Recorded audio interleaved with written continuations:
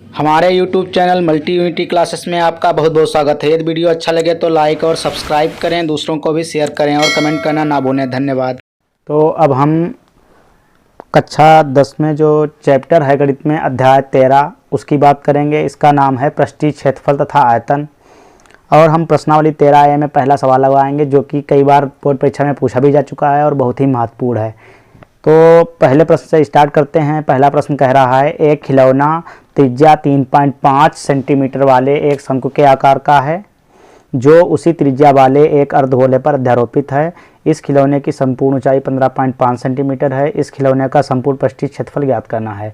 सबसे पहले तो जैसे ही चैप्टर स्टार्ट हुआ करे तो सबसे पहले आप लोग सूत्र याद कर लिया करो और किस चीज़ को किससे डिनोट करते हैं यह भी आप लोग ध्यान दे लिया करो, ठीक है। तो हम इसमें सबसे पहले क्या करेंगे, दिया है नोट करेंगे। तो मैंने इसमें सवाल पहले ही लगा रखा है, इसको केवल हम आप लोगों को समझाएंगे, एक एक पॉइंट समझा देंगे, बिल्कुल अच्छे से आप लोग ध्यान देके समझिए और अपनी नोटबुक पर इसी तरीके से आप लोग कॉपी करिए और बहुत अच्छे से समझिए और बिना देखे लगाने की कोशिश करिए। तो यहाँ पे मैंने नोट कर लिया है खिलौने के शंक्वाकार, ये खिलौना जो है खिलौने में शंक्वाकार भाग की त्रिज्या कितनी है, अर्धगोले की त्रिज्या के बराबर है इसमें, क्योंकि ये अर्धगोले की पर ही अध्यारोपित है, इसीलिए आर क्या होगी 3.5 सेंटीमीटर दी गई है। ये किसकी है, शंकु की भी त्रिज्या है और अर्धगोले की भी है। और खिलौने की संपूर्ण ऊंचाई कितनी दी गई है, 15.5 दी गई है, उसको भी मैंने नोट कर लिया है। यहाँ पे हमने दिखा भी दिया है पूरे खिलौने की ऊंचाई 15.5 सेंटीमीटर। इसके बाद में एक पॉइंट लिखा है, इसको आप लोग बहुत अच्छे से ध्यान कर लीजिए। अर्धगोले की त्रिज्या जो होती है उसकी ऊंचाई के समान ही होती है, यानी कि अर्धगोले की त्रिज्या और ऊंचाई क्या होती है, एक समान होती है। यानी कि त्रिज्या 3.5 है तो अर्धगोले की ऊंचाई भी कितनी होगी, 3.5 होगी। ये इसलिए समझा रहे हैं क्योंकि हमें शंक्वाकार भाग की ऊंचाई चाहिए। तो शंक्वाकार भाग की ऊंचाई निकालने के लिए क्या किया मैंने, खिलौने की कुल ऊंचाई में से मैंने अर्धगोले की ऊंचाई को मैंने घटा दिया है, ठीक है। तो मैंने यहाँ पे खिलौने की कुल ऊंचाई में से अर्धगोले की ऊंचाई को घटा दिया है। तो h बराबर 15.5 सेंटीमीटर है, इसमें से 3.5 सेंटीमीटर घटा दिया तो कितना आ गया, 12 सेंटीमीटर आ गया। ये 12 सेंटीमीटर क्या है, शंकु की, केवल शंकु की ऊंचाई है। अब हमने यहाँ पे एक चीज़ लिखी है, नाउ शंकु की तिर्यक ऊंचाई। अब आप लोगों को सूत्र पता होगा वक्र पृष्ठ और पृष्ठीय क्षेत्रफल निकालने का, तो आप लोग अवश्य ही तिर्यक ऊंचाई निकालेंगे। इसीलिए कहते हैं सबसे पहले आप लोग सूत्र याद कर लो। तो हमें यहाँ पे ये पता चला कि हमें क्यों तिर्यक ऊंचाई क्यों निकालनी है। तो हम अब क्या करेंगे, यल बराबर √h² प्लस r², यह मैंने कर लिया। यहाँ पे ये सूत्र होता है शंकु की तिर्यक ऊंचाई निकालने का। इसके बाद में वैल्यू रख दी मैंने, h का मान क्या है 12 का वर्ग कर दिया, प्लस r की वैल्यू है 3.5 और 3.5 का वर्ग कर दिया मैंने। 12 का वर्ग करेंगे तो 144 आएगा, प्लस 35 का वर्ग करेंगे तो 1225 आएगा। एक संख्या दशमलव है यहाँ पे, लेकिन 2 बार गुणा हुई है तभी 2 संख्याओं के बाद दशमलव लगा लिया। इसको मैंने जोड़ा तो यहाँ पे आया 156.25। इसका जब हम वर्गमूल निकालेंगे तो कितना आएगा, 12.5 आएगा। तो यल का मान कितना आ गया, 12.5 आ गया, यानी तिर्यक ऊंचाई आ गई। अब हमें निकालना है खिलौने का कुल वक्रपृष्ठीय क्षेत्रफल। तो कुल निकालना है तो इसमें किसका किसका वक्रपृष्ठ होगा, यहाँ पे मैंने लिख भी रखा है। शंकु का वक्रपृष्ठ निकालेंगे और अर्धगोले का वक्रपृष्ठ निकालेंगे, एक में जोड़ देंगे तो पूरे खिलौने का वक्रपृष्ठ आ जाएगा, वक्रपृष्ठीय क्षेत्रफल आ जाएगा। तो मैंने यहाँ पे नीचे क्या कैसे लगाया है देख लीजिए आप लोग और समझ लीजिए। यहाँ पे लिखा मैंने तब खिलौने का कुल वक्रपृष्ठीय क्षेत्रफल। तो शंकु का वक्रपृष्ठ और अर्धगोले का वक्रपृष्ठ एक में क्या कर दिया मैंने, जोड़ दिया है। तो शंकु के वक्रपृष्ठ का सूत्र होता है πr_l। तो ये सूत्र होता है, तो यहाँ पे यल क्या है, यूज हुआ है, तभी मैंने यल पहले ही निकाल लिया है। प्लस 2πr² एक क्यों आया है, क्योंकि अर्धगोले का जो वक्रपृष्ठ होता है पूरे गोले का होता है 4πr²। अर्धगोले का निकालना है तो क्या करेंगे, हम आधा कर देंगे, यानी कि 4πr² का आधा 2πr²। अब इसको मैंने हल करने के लिए क्या किया है, सरल करने के लिए कॉमन ले लिया है, πr यहाँ भी, πr यहाँ भी, πr कॉमन ले लिया। फिर क्या किया, यल यहाँ पे बचा है, प्लस यहाँ पे जब πr कॉमन आएगा तो 2 बचेगा और यहाँ पे r² है तभी r बचेगा। अब मैंने यहाँ पे सभी की वैल्यू पुट कर दी है, देख लीजिए आप लोग। पाई का मान रखा है 22/7 और ये r की वैल्यू है 3.5। इसको मैंने बाद में कटिंग भी की है। तो ब्रैकेट 12 + 5 क्या है, ये यल का मान है, और प्लस ये 7 कैसे आया यही समझना है आप लोगों को। ये जो 7 है वो 2r की वैल्यू है, यानी कि r कितना था 3.5, 3.5 का 2 गुना करेंगे तब 35 दूना 70 आएगा। एक संख्या दशमलव लगाएंगे तो 7 आ जाएगा ये। तो 2r की जो वैल्यू है वो कितनी आएगी, 7 आएगी। तो यहाँ पे मैंने क्या किया है, 7 को 5 बार काट दिया, 7 × 5 = 35, 0.5 आ गया, 0.5 आ गया।